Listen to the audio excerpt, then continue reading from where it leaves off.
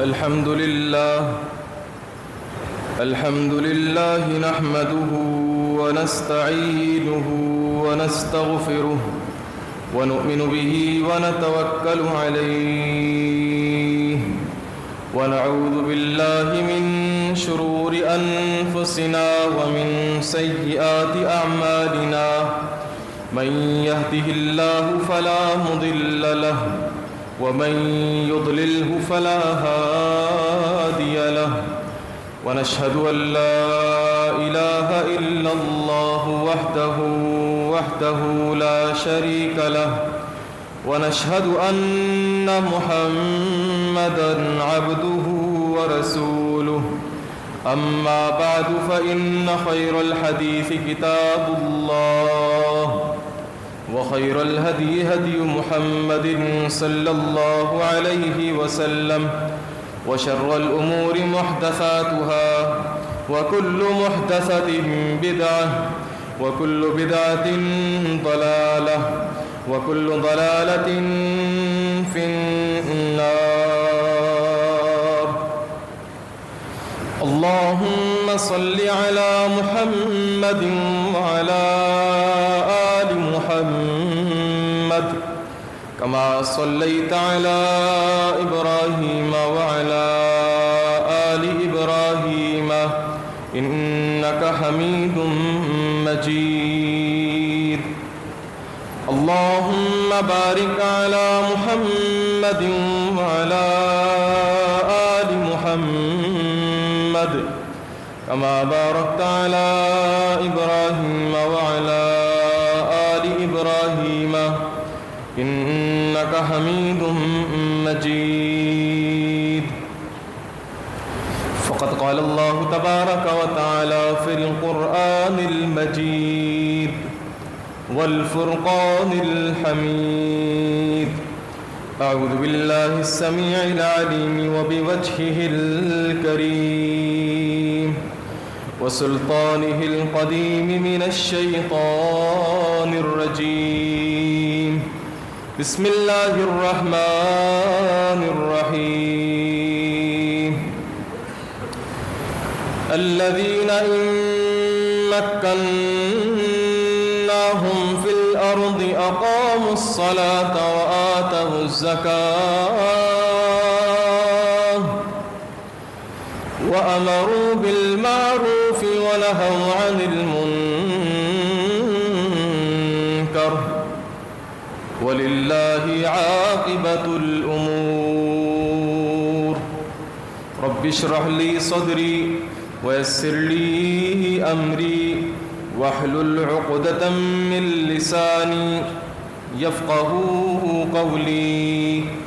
سبحانك لا علم لنا إلا ما علمتنا إنك أنت العليم الحكيم. اللهم انفعنا بما علمتنا وعلمنا ما ينفعنا وزدنا علما. اللهم إنا نعوذ بك من علم لا ينفع ومن قلب لا يخشع ومن نفس لا تشبع ومن دعوة لا تسمع. ہر قسم کی تعریفات و تحمیدات، تسبیحات و تقدیسات، تہلیلات و تمجیدات اور شکریہ کے سارے پاک، مطہر اور معلی کلمات اس اللہ جل جلالہ عم نوالہ کے لیے کہ جس کی جتنی بھی تعریفیں بیان کی جائیں، جس کی جتنی بھی حمد و ثناء، کبریائی، بزرگی، پاکیزگی، تطہیر، تقدیس، تجمیل بیان کی جائے کم ہے۔ حق یہ ہے کہ ہم اس کی تعریف بیان کرنے کا حق ادا نہیں کر سکتے۔ حمد و ثناء کے بعد صلاۃ و سلام ہوں، درود و سلام ہوں میرے اور آپ کے نبی جناب محمد الرسول اللہ صلی اللہ علیہ وسلم کی ذات اقدس پر، جسد اقدس پر، روح اقدس پر، بے شمار ان گنت لا تعداد کہ جنہیں اللہ تعالیٰ نے ساری کائنات کے لیے رہبر، رہنما اور تمام جہان والوں کے لیے رحمت بنا کر اس دنیا میں مبعوث فرمایا۔ مختصر سی حمد و صلات کے بعد قرآن مجید کی ایک آیت کریمہ آپ کے سامنے تلاوت کی ہے۔ اللہ سے دعا ہے کہ اللہ رب العالمین احکم الحاکمین مجھے حق بیان کرنے کی توفیق عطا فرما دے، آپ سب کو حق سننے، حق سمجھنے اور اس حق پر ہم سب کو اخلاص کے ساتھ عمل پیرا ہونے کی توفیق عطا فرما دے۔ میرے دوستوں، میرے بزرگوں، میری ماؤں اور بہنوں،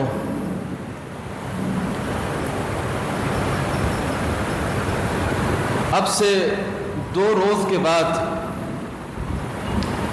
مسلمانوں کا ایک قومی دن آ رہا ہے جس کا نام 14 اگست ہے۔ میں نے سوچا کہ اس حوالے سے کچھ معروضات، ملفوظات قرآن و حدیث کی روشنی میں آپ کے سامنے رکھوں کہ جس طریقے سے لوگوں کے اس خاص دن رویے دیکھے جاتے ہیں، ان کی عیاشی، ان کی عریانی اور معاشرے کے اندر فحاشی کو پروان چڑھانا جتنے 14 اگست کے دن ہوتا ہے اتنا میرا خیال ہے کسی اور دن نہیں ہوتا۔ میں جو بات کر رہا ہوں وہ علی وجہ البصیرت کہہ رہا ہوں۔ عام طور پہ 14 اگست کو میں گھر سے باہر نہیں نکلتا، مدرسے میں رہتا ہوں۔ مجھے معلوم ہے کہ باہر کس طریقے سے سرکس کا ناچ ناچا جاتا ہے۔ پچھلے کوئی 2-3 سال قبل اتفاقاً میری فیملی میں کسی کی سیٹ تھی باہر ممالک جانے کے لیے، اور بڑی مشکلوں سے میں نے اپنا مائنڈ بنایا کہ نہیں جی ان کو ایئرپورٹ ڈراپ کر کے آتے ہیں، یقین جانیں گھر سے باہر نکلے، مین روڈ کے اوپر آئے، 14 اگست کا دن، ہمارے نوجوان بچوں کے ہاتھ میں ایسے ایسے باجے، ہمارے نوجوان بچے مین روڈ کے اوپر اپنی شرٹیں اتار کر ادھر ناچ رہے ہیں، گاڑیوں کو کھڑا کر کے دوسری ساری گاڑیوں کو جو ہے وہ جام کیا ہوا ہے، اور وہ والیوم فل کر کے اپنے ڈیک کو بجا رہے ہیں، اور 14 اگست کے نغمے اور ترانے اونچی اونچی آواز سے۔ ٹھیک ہے خوشی کا موقع ہے، ٹھیک ہے آزادی حاصل ہوئی تھی، لیکن آزادی کا کیا یہ مطلب ہے کہ ہم ایسے ہتے سے اکھڑ جائیں، جو من میں آئے کرتے چلے جائیں؟ میں نے سوچا کہ اس کے اوپر آپ کے سامنے قرآن و حدیث کی روشنی میں کچھ باتیں کروں گا، اس امید پر کہ اس مختصر سے وقت میں آپ کی پوری توجہ مجھے حاصل رہے گی۔ نظریہ اسلام کے نام پر حضرت آدم علیہ السلام سے لے کر آج تک دنیا کے اندر 2 مرتبہ انقلاب آیا ہے نظریہ اسلام کی بنیاد کے اوپر۔ ایک آج سے 1400 سال قبل میرے اور آپ کے نبی جناب محمد الرسول اللہ صلی اللہ علیہ وسلم کی قیادت کے اندر، آپ کے لیڈرشپ کے اندر مدینہ کی ریاست وجود میں آئی۔ یہ پہلی آزاد اسلامی ریاست تھی جو اس کرۂ ارض کے اوپر وجود میں آئی، اس کارخانہ ہستی کے اندر وجود میں آئی، پہلی اسلامی ریاست۔ اور اس کے بعد دنیا نے نشیب و فراز دیکھے، اسلام کا عروج بھی دیکھا، اسلام کا زوال بھی دیکھا، حکمرانوں کی اور بادشاہوں کی عیاشیاں بھی دیکھیں، اور ان کی قیادت کے اندر اسلام کا بول بالا ہوتا ہوا بھی دیکھا۔ سال ہا سال سلسلہ چلتا رہا، اور وقت آیا 1947 14 اگست۔ کیا معاملات تھے؟ میں نے شروع میں عرض کیا کہ ہر قوم کا کوئی نہ کوئی ایک ایسا دن ہوتا ہے کہ جس دن کو وہ لوگ بحیثیت قوم اس دن کو بڑی اہمیت دیتے ہیں۔ ہمارے یہاں 14 اگست کی بڑی اہمیت ہے، آزادی کا دن ہے، آزادی کا دن. اور یاد رکھیے گا کہ جب یوم آزادی کا جملہ اپنی زبان سے ادا کیا جاتا ہے، کیا غور کیا ہے کسی نے اس جملے کے اوپر؟ کبھی سوچا ہے، کبھی تفکر کیا ہے، کبھی تدبر کیا ہے، کبھی اس جملے کی گہرائیوں میں اتر کر دیکھا ہے کیا مطلب ہے یوم آزادی کا؟ کیا آزادی حاصل ہوئی تھی؟ کن مسائل سے مسلمان دو چار تھے اور ان کو راحت ملی تھی، فرحت ملی تھی، خوشیاں ملی تھیں؟ اللہ اکبر کبیرہ. یوم آزادی، جشن آزادی، جھنڈیوں کا لہرا دینا، جھنڈوں کا لہرا دینا، کیا یہ مطلب ہے یوم آزادی کا؟ اپنے کرتے کے اوپر، اپنے اس کلف کے سوٹ کے اوپر ایک بیج کو لٹکا لینا، پاکستان کی شناخت کو دکھا دینا، کیا یہ مطلب ہے یوم آزادی کا؟ اپنے گھروں کے اندر حفلے کرنا، کیا یہ مطلب ہے یوم آزادی کا؟ ارے آزادی کا مطلب تو کچھ اور تھا. ارے اس کے پیچھے تو ایک بنیاد تھی، ایک اساس تھی. وہ کیا تھا؟ وہ دو قومی نظریہ تھا. دو قومی نظریہ کہ یہ مختلف دو قومیں ہیں، ان کے معبود الگ ہیں، ان کی عبادت گاہیں الگ ہیں. آج ہم نے اس کو بھلا دیا ہے. ارے یہ یوم آزادی کا جو دن آتا ہے، 14 اگست کا جو دن آتا ہے، یہ تجدید کا دن ہوتا ہے، اسی نظریے کی تجدید کہ جس نظریے پر مسلمانوں کو یہ ملک ملا تھا. کیا تھا وہ دو قومی نظریہ؟ لا الہ الا اللہ محمد الرسول اللہ. کیا مطلب ہے اس کا؟ کہ اس ملک کے اندر اگر کسی کی حکمرانی ہوگی تو وہ اللہ کی حکمرانی ہوگی. اس ملک کے اندر ان الحکم الا للہ کا اس ملک کو مصداق بنایا جائے گا. اس ملک کے اندر عدل ہوگا، اس ملک کے اندر انصاف ہوگا، اس ملک کے اندر ظلم کے خلاف آواز کو اٹھایا جائے گا، اس ملک کے اندر فتنہ اور فساد کو دبایا جائے گا، اس کے گلے کو گھونٹ دیا جائے گا. زنا اور بدکاری اور فحاشی اور عریانی اور سود اور یہ سارے شراب کے اڈے، ان کو بند کیا جائے گا. خالص لا الہ الا اللہ، کوئی معبود نہیں ہے. ان الحکم الا للہ. اگر کسی کا چلے گا اس ملک کے اندر تو وہ اللہ کا حکم چلے گا. اور آج ہمارے ملک کے اندر انا للہ و انا الیہ راجعون. آج ہم نے جشن منانا ہے کہ ہمارے ملک کے اندر شراب خانے ہیں. ہم نے جشن منانا ہے کہ زنا اور بدکاری کے اڈے ہمارے ملک میں موجود ہیں.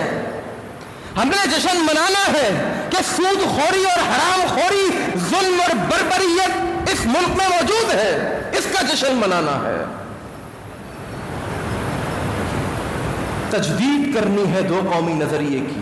اپنے بچوں کو بتانا ہے ارے تاریخ کیا تھی، کتنے مسلمان بھائی اور بہنوں نے اپنی جانوں کے نذرانے پیش کیے تھے. 20 لاکھ کم و بیش 20 لاکھ مسلمانوں نے، نہتے مسلمانوں نے اپنی جانوں کا نذرانہ پیش کیا تھا. ایک خواب کو لے کر آئے تھے، ایک خواب کو لے کر کے آئے تھے کہ اس ملک کے اندر توحید کے نغمے گائے جائیں گے، اس ملک کے اندر نفاذ اسلام ہوگا، قرآن اور حدیث کی بات کی جائے گی. لیکن خدا کی قسم وہ حکمران اور تھے، یہ اور ہیں، وہ اور تھے، یہ اور ہیں. ان کو نہیں معلوم کہ کس طریقے سے معاملات کو لے کر کے چلنا ہے. اور آج کی اس نشست کے اندر میں حکمرانوں کو بھی دعوت فکر دینا چاہوں گا. خدا کی قسم اگر آپ نے قرآن مجید کی اس ایک آیت کے اوپر عمل کر لیا، اس کو سمجھ لیا، اس پر غور و فکر کر لیا، تو پاکستان میں رہنے بسنے والی عوام ترقی ان کا مقدر ہوگی، ترقی اور کامیابی ان کا مقدر ہوگی. دشمن آپ سے کانپے گا، دشمن آپ سے خوف کھائے گا. ایک آیت پہ اگر عمل کر لیں، ایک آیت. کون سی آیت؟ ان الحکم الا للہ. آج اگر ہمارا حاکم وقت، ہمارے حکمران جو بھی ہے اس وقت، اگر یہ عزم کر لے ان الحکم الا للہ کہ اس ملک کے اندر نفاذ اسلام ہو جائے، اللہ کا حکم اس ملک کے اندر چلے. اور آئیے رب کا قرآن کیا کہتا ہے. ارے ایک حاکم وقت کو یہ صدا لگانی چاہیے کہ امرا اللہ تعبدو الا ایاہ. ارے مجھے تو یہ حکم ہوا ہے کہ میں دنیا کے اندر کسی دنیا دار کی عبادت نہ کروں، صرف اس ایک کو پوجوں، اس ایک کی عبادت کروں. ذالک الدین القیم، یہ ہے مضبوط دین، یہ ہے اصل دین، یہ ہے قیم دین.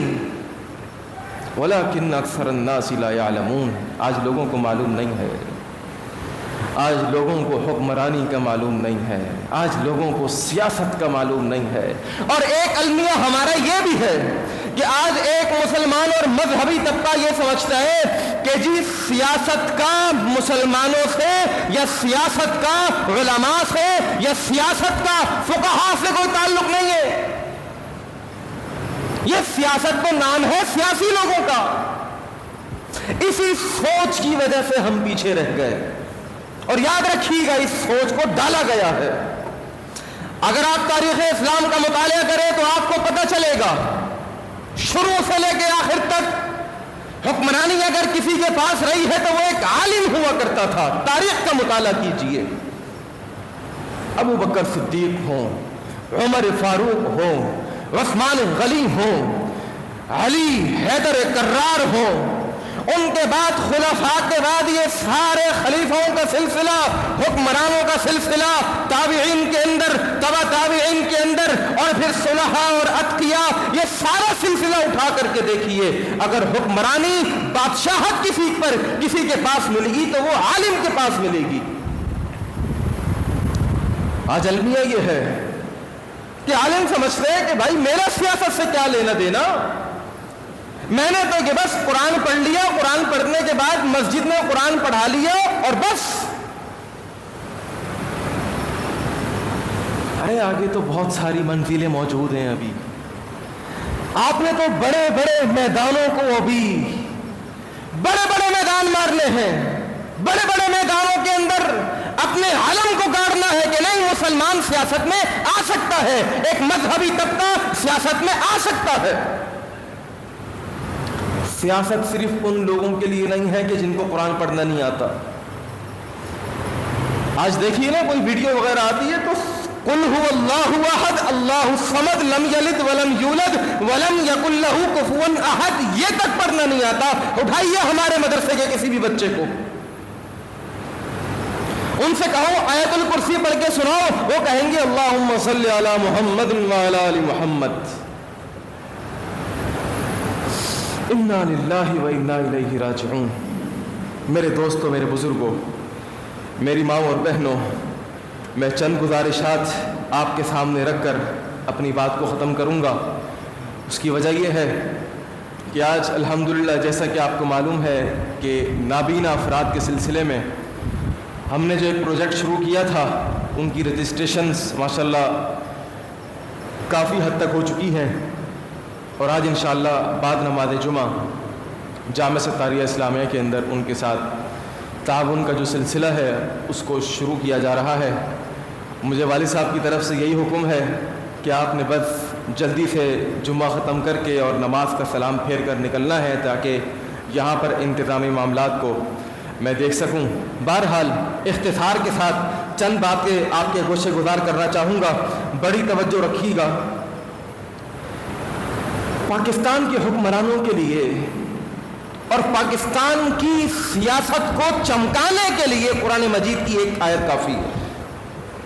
کون سی آیت؟ اگر آج کا ہمارا حاکم، ہمارا لیڈر یا کوئی بھی ابھرتا ہوا لیڈر اس آیت کو سمجھ لے، اس کے اندر غور و فکر کر لے اور اپنی نیت یہ رکھے اللہ اگر کبھی تو نے مجھے موقع دیا تو میں یہ عمل کر کے دکھاؤں گا. کیا کام؟ الذین ان مکناہم فی الارض، اگر زمین میں ہم کسی کو حکمرانی دے دیں، تسلط دے دیں، اختیار دے دیں، حاکم بنا دیں، بادشاہ بنا دیں، لیڈرشپ اس کے حوالے کر دیں، کیا کرے گا بھائی؟ وہ کیا کرے گا؟ سب سے پہلا کام لیڈر کی لیڈرشپ یہ ہے، حاکم کی حکمرانی یہ ہے کہ وہ سب سے پہلے اپنی قوم کو، اپنی رعایا کو، میں نہیں کہتا، رب کا قرآن کہتا ہے، اقاموا الصلاۃ، نماز کا پابند بنائے۔ کیوں؟ ارے نماز سے اجتماعیت قائم ہوتی ہے، نماز سے لوگوں میں اتحاد پیدا ہوتا ہے، نماز میں آپس کی رنجشیں، کدورتیں، عداوتیں، دشمنیاں ختم ہوتی ہیں۔ کیوں؟ پاؤں سے پاؤں ملانے کا حکم کیوں ہے؟ ارے باہر تو ملتا نہیں ہے، باہر سلام نہیں کرتا، مسجد میں آیا ہے نا، چل آجا برابر میں کھڑا ہو اور پاؤں ساتھ ملا۔ رب کہتا ہے پاؤں ساتھ ملا۔ ارے پاؤں ملا لیں، دل میں ملتا، اللہ ان پاؤں ملانے کی برکت سے آپ کے دل بھی ملا دے گا انشاءاللہ۔ تو دنیا پر حکمرانی کرنے کے لیے، تسلط اختیار کرنے کے لیے، حاکم بننے کے لیے، لیڈرشپ اختیار کرنے کے لیے سب سے پہلی نیت ایک حاکم وقت کی یہ ہونی چاہیے کہ اقام الصلاۃ، لوگوں کے اندر نماز کو قائم کرے گا۔ آپ سعودی عرب کے اندر جائیے، کسی دوسری اسلامک کنٹری کے اندر جائیے، عمرہ کرنے کے لیے لوگ جاتے ہیں، جیسے ہی نماز کا وقت ہوتا ہے تو وہاں پر شرطے اور مختلف قسم کے وہاں پر جو لوگ کام کر رہے ہیں کمپنی کے اندر، حکومت کے اندر میں آواز لگاتے ہیں، الصلاۃ الصلاۃ، چلو بھائی دکانیں بند کرو، نماز کے لیے نکلو۔ اور اگر کوئی اپنا شٹر نہیں گراتا، بیٹھا رہتا ہے، شرطا وہاں سے آتا ہے اور آ کے اس کو فائن لگا کر کے جاتا ہے، غرامہ اس کے اوپر لگاتا ہے۔ آج کیوں نہیں ہوتا ہمارے یہاں؟ ابھی آدھا گھنٹہ ہو چکا ہے جمعہ پڑھاتے پڑھاتے، آدھی مسجد نہیں بھری ہے۔ اور خدا کی قسم جب میں 1 بجے مسجد میں پہنچا اور پہنچنے کے بعد ممبر میں کھڑا ہوا، 2 صفیں یہاں پر بیٹھی ہوئی، میرے دل یہ چاہ رہا کہ یار میں نے جو بات کرنی ہے نا، مجھے مزہ نہیں آئے گا، میں بیٹھ جاؤں، 1:15 پہ جمعہ شروع کروں گا۔ اور خدا کی قسم پچھلا جمعہ میں نے پڑھایا عبداللہ مسجد PECHS کے اندر، آج میں 4 منٹ پہلے آیا تھا یہاں پر، عبداللہ مسجد میں 1 بجے پہنچا اور آخری صف میں جا کر میں نے اپنی سنتیں ادا کی ہیں، آخری صف میں جا کر۔ بہرحال حکومت اگر قائم کرنی ہے تو سب سے پہلا کام اقام الصلاۃ، نماز ادا کروانی ہوگی۔ وآتوا الزکوٰۃ، زکوٰۃ کا نظام قائم کرنا ہوگا۔ آج ہمارے یہاں زکوٰۃ کے بجائے ٹیکس نافذ کیا جاتا ہے، ٹیکس پہ ٹیکس، روٹی خریدو ٹیکس، فلانی چیز خریدو ٹیکس، کوئی مارکیٹ سے سامان خریدو ٹیکس۔ ارے اسلام کے اندر زکوٰۃ کا نظام ہے۔ خدا کی قسم اگر دنیا کے سارے مسلمان جمع ہو کر اپنا بیت المال بنائیں اور بیت المال بنانے کے بعد 1 سال کے بعد اپنی ساری زکوٰۃ اس بیت المال کے اندر جمع کرے، خدا کی قسم دنیا کے اندر کوئی فقیر باقی نہیں رہے گا۔ تؤخذ من اغنیائہم وترد الی فقرائہم، امیروں سے لی جائے گی، امیروں سے لی جائے گی، وترد الی فقرائہم، غریبوں کو دی جائے گی۔ آج ہمارا المیہ یہ ہے کہ ہم غریبوں سے بھی زکوٰۃ لے رہے ہوتے ہیں۔ ارے جب غریب سے لے رہے ہو تو دو گے کس کو؟ کس کو دو گے؟ بہرحال اختلافی اور فقہی مسئلہ ہے، میں چند کلیات کے اوپر بات کر رہا ہوں، کلیات کے اوپر، جزیات پہ نہیں جا رہا۔ میں عرض یہ کر رہا تھا الذین ان مکناہم فی الارض اقاموا الصلاۃ وآتوا الزکوٰۃ، 2 کام ہو گئے نا، 2 کام اور باقی ہیں۔ امروا بالمعروف، اچھائی کی دعوت، امر بالمعروف، نیکی کی دعوت، بھلائی کی طرف لوگوں کو بلانا، وَنَهَوْا عَنِ الْمُنْكَرِ، بری باتوں سے لوگوں کو روکنا۔ ارے مت جاؤ، نقصان اٹھاؤ گے، خسارہ ہوگا، شیطان کا راستہ ہے، زنا کا راستہ ہے، بدکاری کا راستہ ہے، سود کا راستہ ہے، حرام خوری کا راستہ ہے، ظلم اور بربریت اور فتنہ اور فساد کا راستہ ہے، رک جا۔ بحیثیت قوم ہم نے اس ذمہ داری کو اپنانا ہوگا۔ بحیثیت قوم، آپ والد ہیں، آپ گھر کے سرپرست ہیں، اپنے بچے کو نماز کے لیے تیار کریں۔ بیٹا مسجد سے آواز آ گئی ہے، نکلو فوراً۔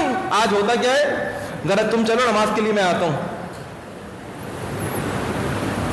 لما تقولون ما لا تفعلون، وہ بات کرتے کیوں ہو جس پہ تم خود عمل نہیں کرتے؟ ارے باپ کو چاہیے مسجد سے آواز آ جائے فوراً کھڑا ہو جائے، وضو کرے اور بیٹا چلو ساتھ چلتے نماز پڑھنے کے لیے۔ یہ ہوتی ہے تربیت۔ بحیثیت قوم اس عمل کو ہم نے اپنانا ہوگا۔ امر بالمعروف ونہی عن المنکر، لوگوں کو بھلائی کی دعوت دینا، اچھی باتوں کی طرف لے کر کے آنا۔ اور ایک جملہ توجہ کے ساتھ، یہ ہمارے والد صاحب نے جملہ ہمیں سکھایا ہے، امر بالمعروف اتنا کر دو، اتنا کر دو، اتنا کر دو کہ نہی عن المنکر خود بخود ہو جائے۔ نہیں سمجھے میری بات کو، دوبارہ سمجھیے گا۔ ارے معاشرے کے اندر نیکی اور بھلائی کی دعوت اتنی کرو، اتنی بھلائی عام کرو، اتنی خیر خواہی کرو کہ معاشرے کے اندر سے برائی خود بخود مٹ جائے، اتنی لوگوں میں تعلیم ہو جائے کہ بھائی یہ غلط ہے، بتانا نہ پڑے کہ یہ غلط ہے، لوگوں کو خود پتہ چل جائے کہ ہاں بھائی یہ غلط ہے۔ یہ کب ہوگا؟ امر بالمعروف اور نہی عن المنکر۔ تو پاکستان کے حکمرانوں کے لیے یہ آیت بڑی کارآمد ہے۔ اور اپنی گفتگو کو مزید آگے بڑھاتے ہوئے میں اپنی پوری پاکستانی قوم کو اس 14 اگست کے موقع کے اوپر ایک پیغام دینا چاہوں گا، اور پیغام یہ ہے، میرے دوستوں، میرے بزرگوں، زندگی میں اگر آپ نے ان 2 اصولوں کے اوپر عمل کر لیا، صرف 2 اصول، یہ 2 اصول اتنے بھاری بھرکم، اتنے زبردست، اتنے عظیم کہ آپ کو دنیا اور آخرت کی ساری بھلائیاں ان 2 اصولوں کو اپنا کر مل جائیں گی انشاءاللہ۔ صرف 2 اصول پلو سے باندھ لیجئے اور زندگی بھر ان 2 اصولوں کو سمجھ کر اپنے بچوں کی تربیت ان 2 اصولوں کے ذریعے سے کریں۔ 2 اصول بس۔ رب کا قرآن کہتا ہے، اللہ اکبر کبیرہ، واعتصموا بحبل اللہ جمیعا، واعتصموا بحبل اللہ جمیعا، اے لوگوں اللہ کی رسی کو تھام لو، جمیعاً۔ اللہ کیا صرف میں تھام لوں؟ رب فرماتے ہیں نہیں، جمیعاً۔ اس رسی کو پکڑنے کے بعد اپنے بچوں کو، اپنے بیوی کو، اپنے گھر والوں کو اس رسی سے جوڑ دو، اور پھر خاندانی نظام کے اندر اس رسی سے لوگوں کو جوڑو، اور پھر اس خاندانی نظام سے نکل کر اپنے محلے میں، اپنے گاؤں میں، اپنے قصبے میں، اپنی کالونی کے اندر لوگوں کو اس اصول کے ساتھ جوڑ دو کہ واعتصموا بحبل اللہ جمیعا، اللہ کی رسی کو لوگوں مضبوطی سے تھام کر کے رکھو، اس کو مت چھوڑنا۔ آج ہم کہتے ہیں کہ جی فلانے پیر صاحب ہیں، ہم تو بس وہ ہمارے قبلہ حضور ہیں، وہ ہمارے قبلہ حضور ہیں۔ ارے قرآن کو اپنا قبلہ بناؤ دوستوں، قرآن کو اپنا قبلہ بناؤ۔ ولا تفرقوا، دوسرا اصول یہ ہے کہ تفرقہ بازی کے اندر مت پڑو۔ آج پوری قوم کو یہ پیغام دینا چاہتا ہوں، تفرقے کے اندر مت پڑو، فرقہ واریت کے اندر مت پڑو۔ اور آج میں سلام پیش کرنا چاہتا ہوں مرکزی جمعیت کے ناظم اعلیٰ حافظ عبد الکریم صاحب حافظہ اللہ تعالی ومتعن اللہ بطول حیاتہ، کہ چند دنوں قبل انہوں نے اہل بیت اطہار کے حوالے سے اور صحابہ اکرام کے ناموس کے حوالے سے سینٹ کے اندر جو ایک بل پیش کیا ہے، اور اس بل کی جو منظوری ہوئی ہے، خدا کی قسم پاکستان کے اندر اب ایک نیا دور شروع ہونا چاہتا ہے۔ سلام پیش کرتے ہیں ان کو، اور میری عقیدت ان کے ساتھ اس لیے بھی ہے کہ اللہ کے فضل و کرم سے میرے دادا مولانا اسحاق شاہد دہلوی رحمۃ اللہ علیہ، حافظ عبد الکریم صاحب میرے دادا کے شاگرد بھی رہ چکے ہیں۔ اللہ تعالیٰ میرے دادا کی کامل مغفرت فرمائے، ان کو جنت الفردوس میں اعلیٰ مقام عطا فرمائے۔ میں عرض یہ کر رہا تھا ولا تفرقوا، لوگوں فرقہ واریت میں مت پڑنا، مسلک پرستی کے اندر مت جانا، اپنا نام کچھ بھی رکھ لو، لیکن جب بات آئے دین کو سمجھنے کی، دین پر عمل کرنے کی، تو قرآن کو تھام لو، احادیث محمد مصطفیٰ صلی اللہ علیہ وسلم کے ذریعے سے اپنی زندگی کو گزارو۔ دو چیزیں ہیں بس۔ میرے نبی نے فرمایا تھا حجۃ الوداع کے موقع پر، اے لوگوں، حدیث کے الفاظ ترکت فیکم امرین، دو چیزیں چھوڑ کے جا رہا ہوں بس، اور کچھ نہیں ہے۔ دین کا خلاصہ ہے ان دو چیزوں کے اندر، قیامت کی صبح تک ان دو چیزوں کو تھام کے رکھنا بس۔ لن تضلوا، ہرگز تم گمراہ نہیں ہوگے، صراط مستقیم سے نہیں ہٹو گے، سیدھے سیدھے چلتے رہو گے، اس راستے پر چلو گے جو راستہ تمہیں سیدھا جنت کی طرف لے جائے گا۔ کیا چیزیں ہیں؟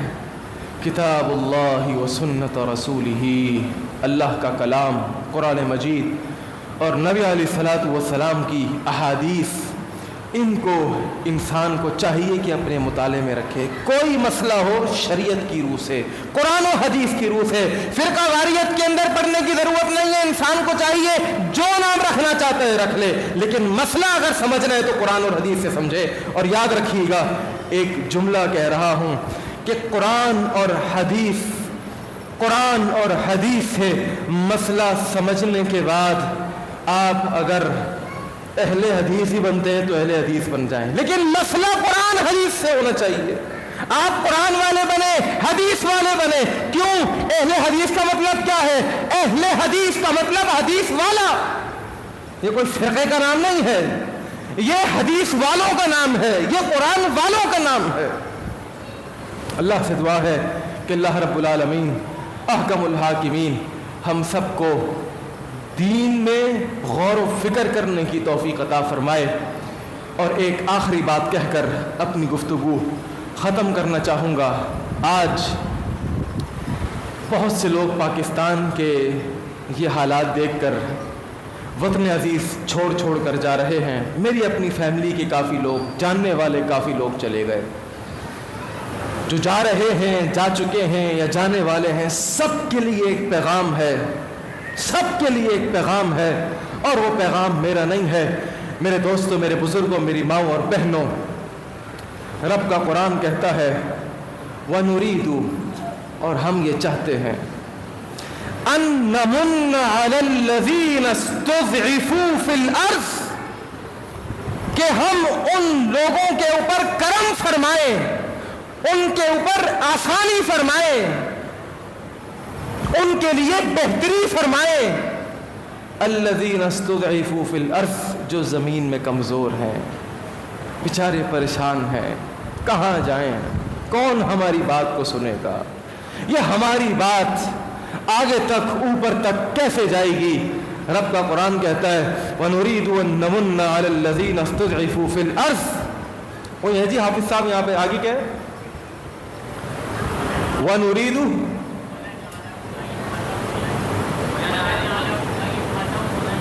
وَنَجْعَلَهُمْ أَئِمَّةً وَنَجْعَلُهُمُ الْوَارِثِينَ، یہ دو جملے ہیں۔ اللہ اکبر۔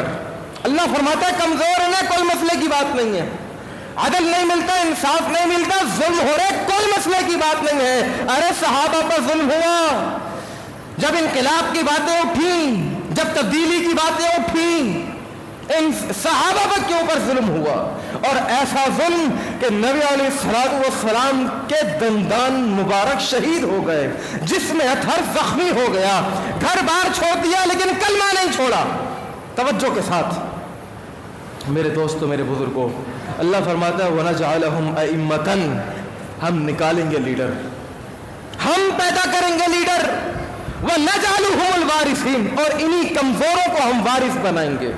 انہی کو اقتدار بخشیں گے۔ آج ہم کہتے ہیں ارے بھائی یہ کس قسم کی باتیں ہیں، ہمارے تو سمجھ میں نہیں آ رہی۔ یاد رکھیے گا، جو دین کی بات، ایک اصول دے کر کے جا رہا ہوں اور بات ختم کر رہا ہوں، دین کی جو بات عقل میں نہ آ رہی ہو، دین کی جو بات عقل میں نہ آ رہی ہو، اس کو عقل سے سمجھنے کی کوشش بھی نہ کریں۔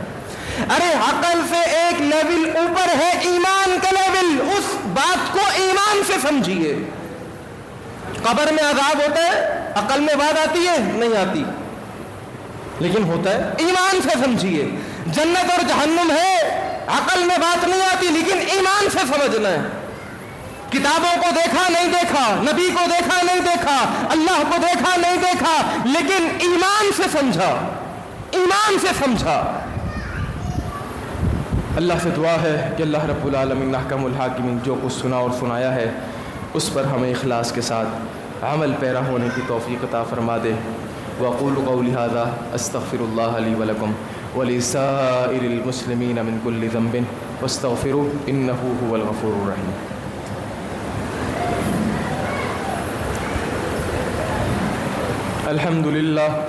الحمد لله نحمده ونستعينه ونستغفره ونؤمن به ونتوكل عليه ونعوذ بالله من شرور أنفسنا ومن سيئات أعمالنا من يهده الله فلا مضل له ومن يضلله فلا هادي له ونشهد أن لا إله إلا الله وحده لا شريك له ونشهد أن محمدا عبده ورسوله۔ دعاؤں کے لیے بہت ساری درخواستیں آئی ہوئی ہیں، دعا فرمائے اللہ تعالیٰ صابرہ اور عبد الرحمن کی مغفرت کی دعا کی درخواست کی جا رہی ہے۔ آصف اور عبد الجبار کے لیے دعائے مغفرت کی درخواست ہے۔ جو لوگ ایمان کی سلامتی کے ساتھ اس دنیا سے رخصت ہو چکے ہیں، اللہ تعالیٰ سب کو بخش دے، سب کو معاف فرما دے۔ اللہ کریم تمام بیماروں کو شفائے کاملہ عاجلہ مستمرہ عطا فرما دے۔ ہم سب کی جو پریشانیاں ہیں اللہ تعالیٰ ان تمام پریشانیوں کا حل نکال دے۔ جو لوگ قرض کے بوجھ تلے دبے ہوئے ہیں اللہ ان کی قرض کی ادائیگیاں ان کے لیے آسان فرما دے۔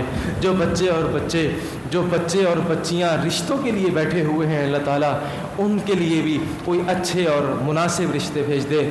معاشی تنگی کی وجہ سے جو لوگ پریشان ہیں اللہ تعالیٰ ان کے لیے کوئی ایسا ذریعہ معاش بنا دے کہ وہ اپنے پورے خاندان کے خود کفیل بن جائیں۔ اللہم انصر من نصر دین محمد صلی اللہ علیہ وسلم وجعلنا منہم واخذل من خذل دین محمد صلی اللہ علیہ وسلم ولا تجعلنا منہم۔ عباد اللہ رحمکم اللہ رحمکم اللہ رحمکم اللہ۔